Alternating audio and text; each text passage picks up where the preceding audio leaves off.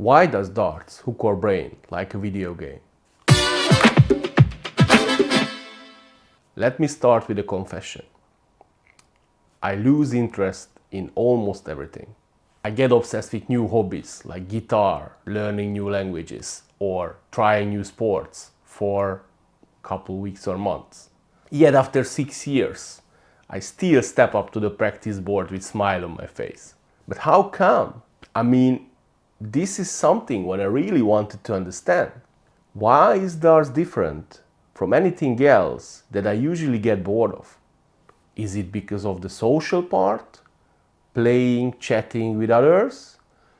Yeah, but I usually enjoy the most when I practice alone. And I know that video games can hook me also quite well. So there must be some connection. So I started to do some research. And I figured out quite quickly that I'm not alone with this.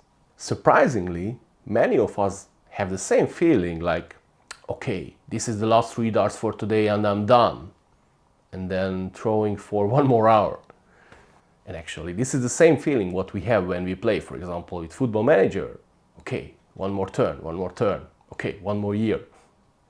Believe it or not, but there's a science behind the connection between darts and video games. It's called dopamine. But how and why is dopamine connected to throwing arrows towards a bristle board? And what is dopamine, by the way? Just very briefly, dopamine is part of our everyday life. It is our brain's reward signal or something. The tiny little nice what we feel if something goes well. The feeling of satisfaction. Even small little things like drinking a coffee, checking your phone, eating a good food, finishing a task can trigger dopamine.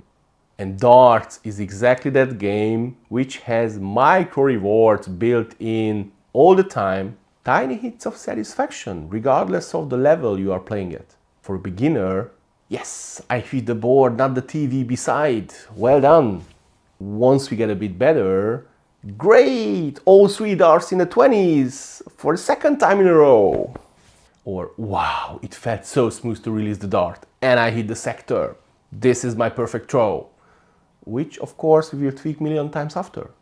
And then nothing hits harder than the holy grail, the 180.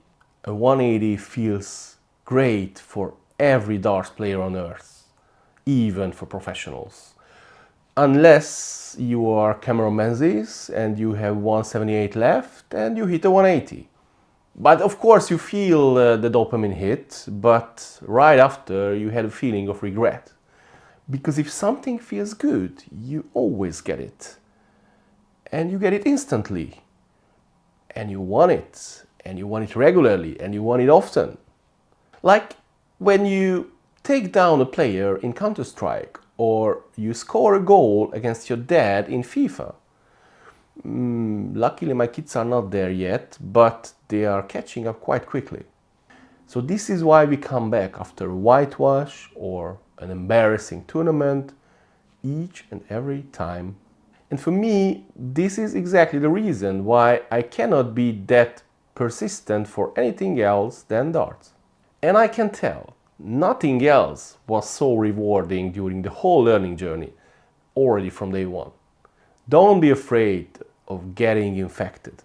Blame biology, our brains are wired like this.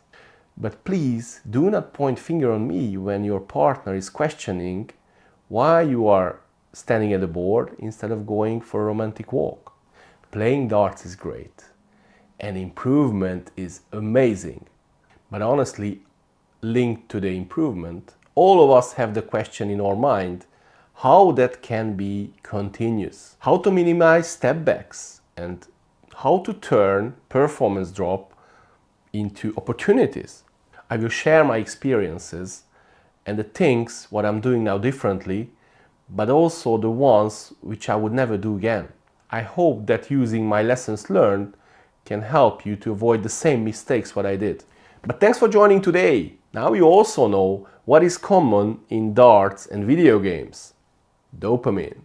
Also, I would be glad to hear your experiences about darts addiction and how you keep it under control, if you can. Please share your stories in the comment section and join the community. See you soon, and remember, darts is fun. Watch and play every day. Cheers.